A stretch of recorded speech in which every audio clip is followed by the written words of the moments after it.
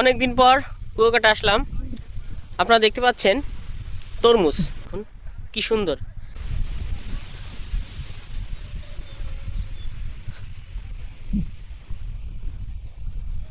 এখানে আরো আছে, এই যে দেখা যাচ্ছে প্রচুর প্রচুর তরমুজ আছে। এই তরমুজ হয়তো বা এখান থেকে আমাদের ওদিকে যায় সম্ভবত।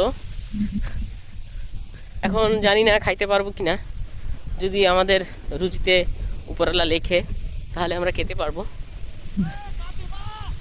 আমার বন্ধু কথা বলতেছে একজনের সাথে, দেখুন অনেক প্রচুর তরমুজ, শুধু তরমুজ আর তরমুজ। এই দেখুন, এই যে আমার দাদা দাঁড়িয়ে আছে। দাদা তরমুজ ব্যবসায়ী, সে বর্তমানে তরমুজ ব্যবসায়ী তে লিপ্ত হয়েছে। চিন্তা করছি এখানে যখন আসছি এখান থেকে যদি কিছু তরমুজ নিয়ে যেতে পারি, হ্যাঁ হয়তো বা তেলের পয়সাটা উঠে যাবে। হ্যাঁ, তো অবশ্যই আমরা অবশ্যই। বাঙালি, আমরা ভাই আপনি কি ব্যবসায়ী। ভাই আপনি কি ট্রাক আনছেন? আমি মোটরসাইকেল নিয়ে আসছি। তাহলে আমি তো, আপনি তরমুজ কয়টা নেবেন, একটা না দুইটা? 3-24টা নিলেও তো আমার তেলের পয়সা উঠে যাবে। আচ্ছা আচ্ছা, ঠিক আছে ভাইয়া। দাম কত, কেজি কত?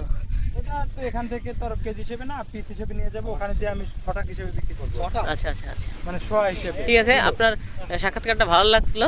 আর আপনি যদি তরমুজ ব্যবসায়ী করেন তাহলে আরো ভালো করতে পারবেন। তরমুজ আর যদি আমাদের এলাকার যেসব ব্যবসায়ীদের তাদেরকে বলবো, যদি কেউ তরমুজ লাগে এখানে আসবে, এখানে একটু দেখে তরমুজ নেবে।